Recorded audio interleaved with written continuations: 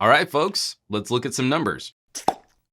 A flurry of activity here in the Gadget Lab. I got the OnePlus 8 at the same time as the iPhone SE. That's a lot of phone to cover. So instead of a dull first impressions video regurgitating the same talking points you've probably already heard, I can't think of a better company to kick off a new series focused on performance testing. Welcome to OnePlus 8. By the benchmarks. And for this first video, both the OnePlus 8 and the OnePlus 8 Pro. I've got the fancy sparkly backed OnePlus 8 with 12 gigs of RAM and the regular OnePlus 8 Pro with 8 gigabytes of RAM, representing about a $100 price difference between the two. Now, taking these two beauties, let's see what's improved over last year's OnePluses. Starting off, let's lay a baseline. I don't put a ton of stock into synthetic benchmarks, but from the OnePlus 7T to the 8, we see about an 18% jump in single core scores, and that tracks with about a 17% improvement to multi-core performance. This is pacing with Qualcomm's marketing claims. We had an odd launch in the US last year, and we didn't get the OnePlus 7T Pro, but I'm including the 7 Pro scores too, so we can really see year-over-year improvements. It's always interesting to see how synthetic scores represent comparable power and where real-world performance strays from those synthetic benchmarks. Geekbench's GPU test shows a bit more modest improvement, about an 11% jump from the 7T to the 8. Worth noting that across running multiple tests, the OnePlus 8 consistently tacked a slight lead over the 8 Pro. Getting into some real-world tests and comparisons,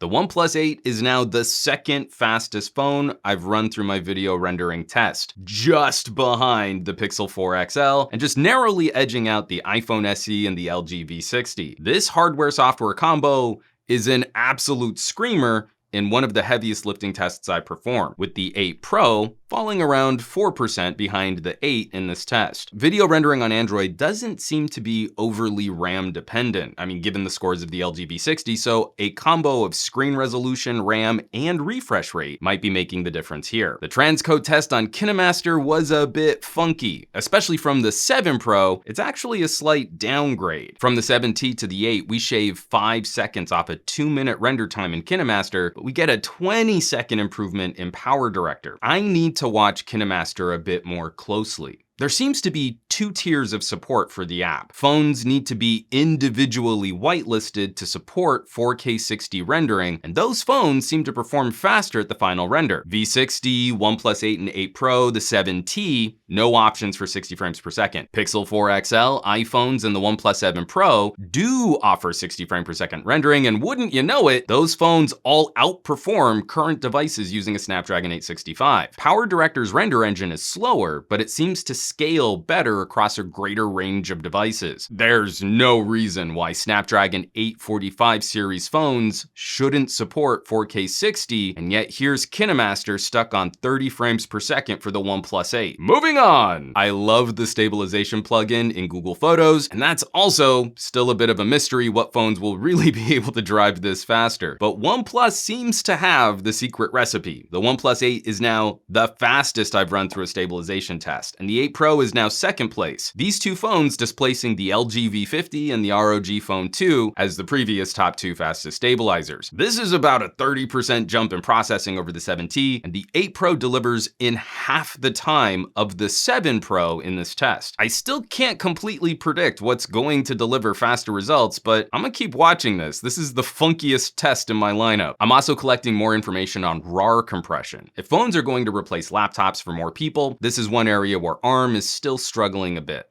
And again, synthetic scores don't always tell the whole story. Shrinking down 3 gigabytes of WAV audio files at best compression, which cuts the file size almost in half, the 8 is close to 20% faster than the 7T, and the 8 Pro shaving about 17% off of the 7 Pro's time. RARLab makes a first-party client for Android and for Windows, so it's coming directly from the company, and their included synthetic benchmark seems to compare really well against real-world performance when we're looking at different platforms.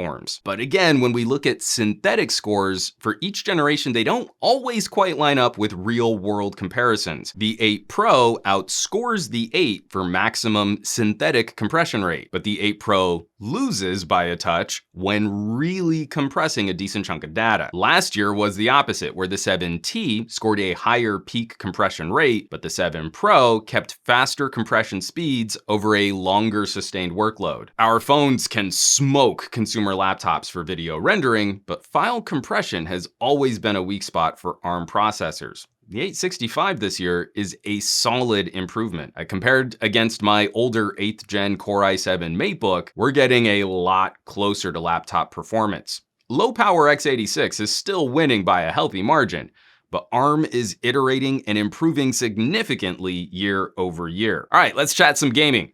Unfortunately, my go-to for game benching, KF Mark, doesn't seem to work on Android 10 devices with the 865. Neither my V60 or the OnePluses seem to overlay frame rate. So for the time being, game benching is going to be a bit more anecdotal and related to titles that have their own built-in FPS display. It's really not worth bringing up many older games. Eternium, for example. It's an okay cartoony dungeon crawler.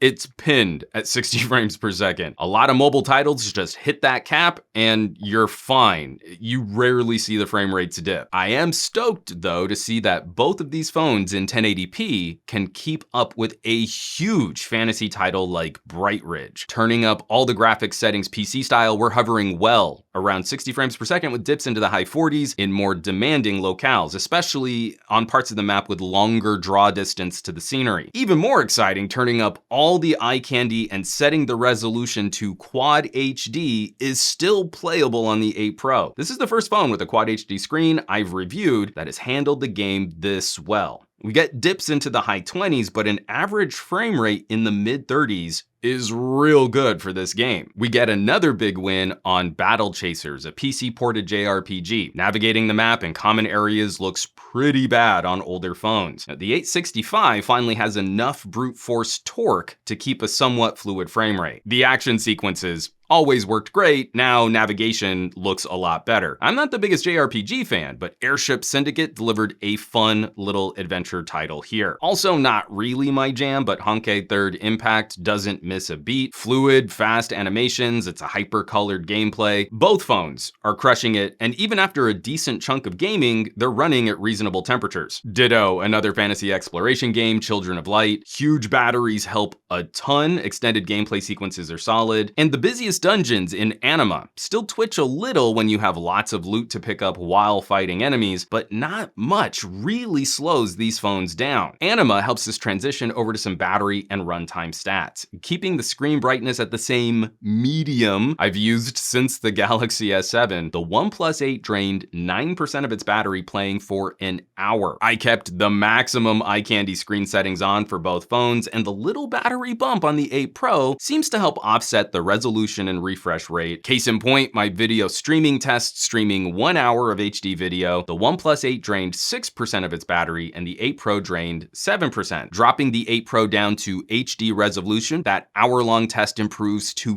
5%. It wasn't that long ago that we were super impressed by flagship phones that could stream for 30 minutes and only drop 5% of their batteries. For phones with high refresh rate displays, these are very good numbers. And we're talking about OnePlus, so we know recharge rates are very competitive. The OnePlus 8 Pro hit a 51% recharge in 30 minutes, and the OnePlus 8 surprised the heck out of me with a 62% recharge. Killer numbers for busy people. You should be good to last a busy day, and when you need to top off, you should not be tethered for long. So that's a decent place to wrap this up. OnePlus 8, OnePlus 8 Pro, by the benchmarks. Performance improvements across the board.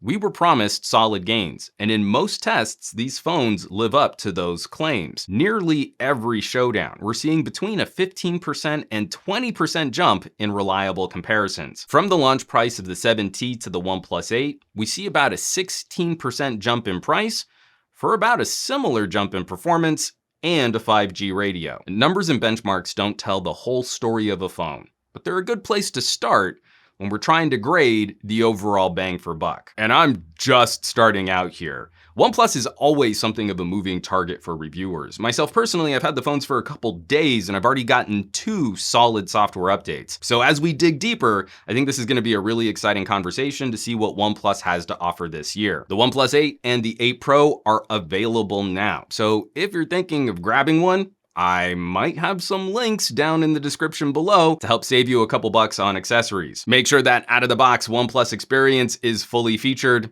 Every little bit helps. As always, thanks so much for watching, for sharing these videos. The sharing is the really super important part, and subscribing to this channel. I hope you enjoyed the first Buy the Benchmarks, and if you have any suggestions for future real-world tests to track, leave a comment down below. I'm still hammering out this Wi-Fi test, so network performance is going to be included soon on a future video. If you would like to help support the production of future performance conversations, there are those links down below, or you might consider joining the list of names currently scrolling by on your screen. It's a growing community of fun, like-minded tech pals, a huge resource for me as I'm planning future videos and reviews and performance tests.